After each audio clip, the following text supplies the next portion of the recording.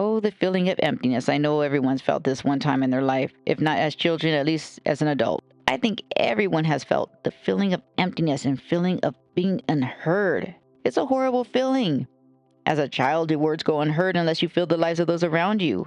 The feeling of being unheard and invisible can linger into adulthood, and primary caregivers can be to blame. If not, those around you who had a huge impact and those you trusted may have played a huge part in you feeling unheard. As a child, you go to someone with a problem and they don't hear you. They ignore it. They act like it's no big deal. And this is when they fail. So you feel others do not hear you when expressing with words. And I'm here to give you a reminder how you feel is completely valid. But it's time to rewire yourself mentally and to learn to ignore those who say you're too sensitive or get over it because it was a past. As the past was never dealt with and swept under the rug, therefore, how can you get over it? How can anyone get over it? If you push it down, it becomes depressed.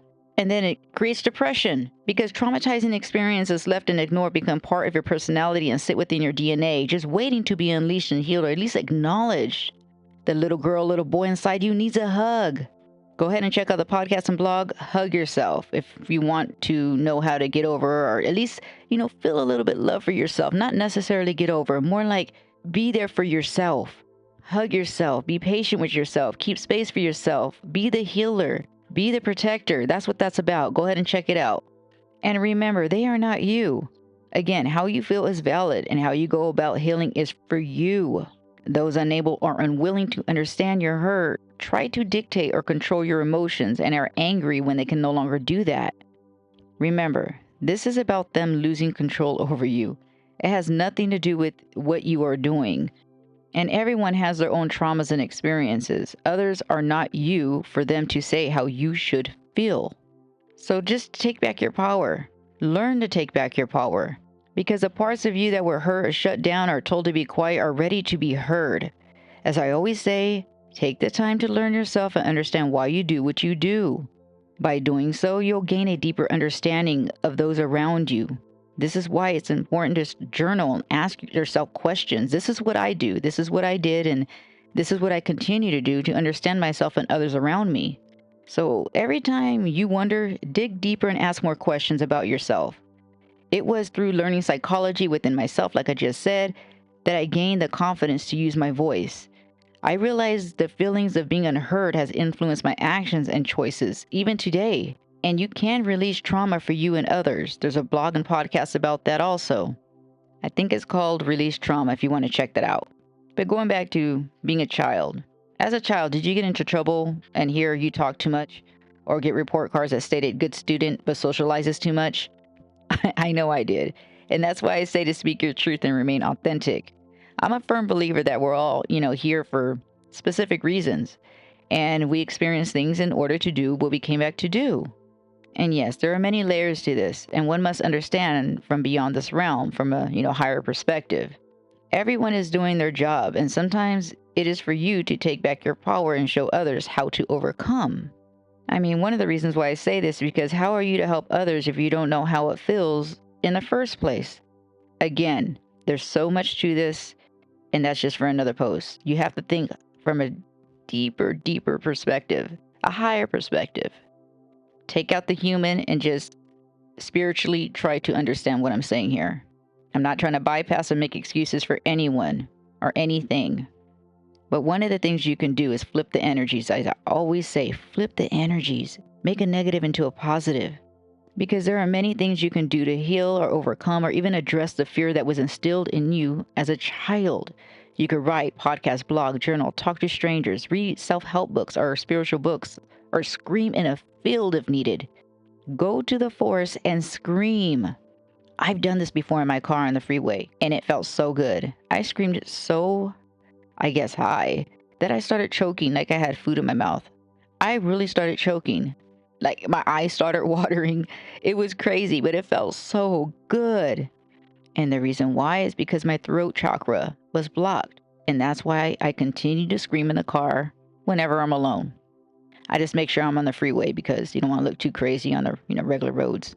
Driving too slow. People see you screaming. But going back to flipping the energies. You can also use ChatGPT and look up ways to open your throat chakra. and do what feels good. Buy toys and play like a child. And if you don't know what you like, try everything that comes to your mind and see what you enjoy. And it's okay to quit what you start, just to let you guys know. That's something I had to learn. It's okay to quit what you start. If you don't like it, leave it alone. And you can also help others to help yourself. Create something that may help others heal by using tools you've developed for yourself. For instance, I write, I podcast, YouTube, and I use this platform to share information like this.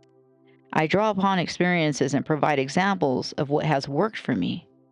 You can also learn to do body talk, and that's part of the blog and podcast called Hug Yourself. Go ahead and check it out if you feel comfortable.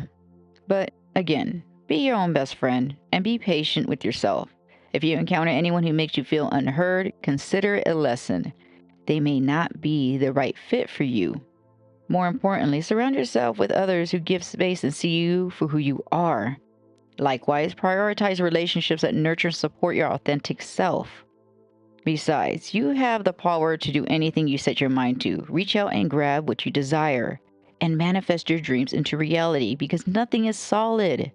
Go ahead and check out the blog and podcast Energy Surrounds You for a deeper discussion about this.